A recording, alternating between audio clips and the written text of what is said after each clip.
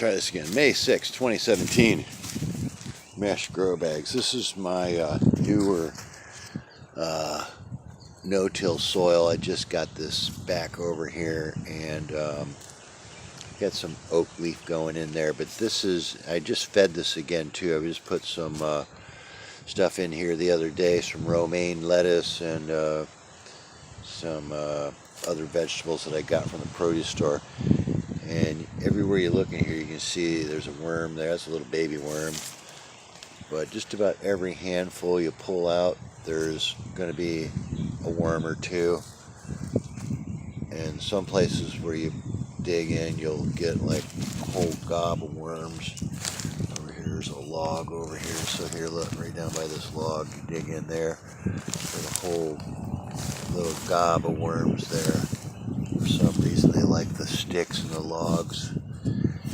And there's another worm there, a couple worms there, everywhere worms. There's a worm there.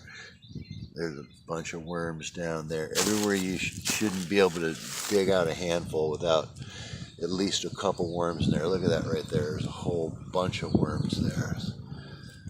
Probably a dozen or two worms in that handful, and that's what you want to see. They'll migrate around a little bit to, you know, little food huts. Look at that. Look, there's like a whole ball of worms there. And oh well, they're near that corn. See that ear of corn? I put that in there the other day. They love corn, so they're all over that. And avocado, I haven't been able to get any of, but they especially love avocado. And you can see this is kind of sticky. I don't want to smush all the worms in there. I'll go over here, and it'll kind of hold together a little bit, kind of stick together a little bit.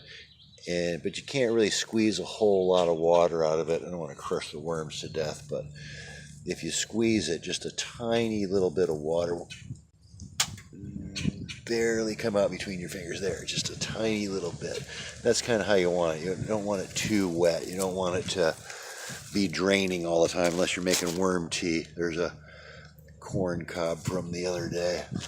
Now, corn cobs are the only cooked thing I will put in there because they love corn so much. There, look at all those worms. 1, 2, 3, 4, 5, 6. So that's what your worm bin should look like. Either food or worms and food.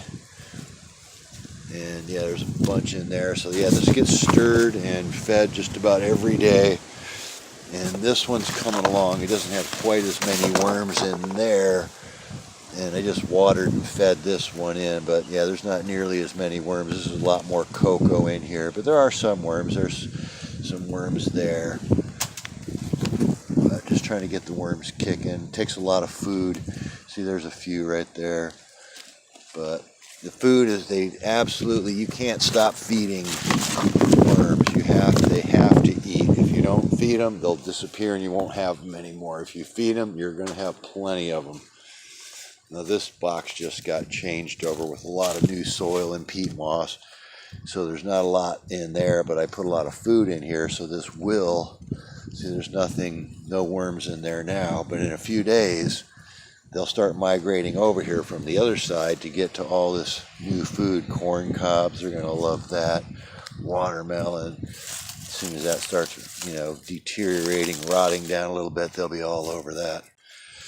So, yeah, food. Oh, here's another bin over here. This one's got tomatoes in it. Ooh, a rotten potato. They love rotten, smelly potatoes for some reason. And this could have a little bit more water, but still plenty of worms, plenty of food, lots and lots of food. I tried to stop putting so many tomatoes in from the produce store because then you just have all these tomatoes growing out of your stuff forever. Right, Pin Butt?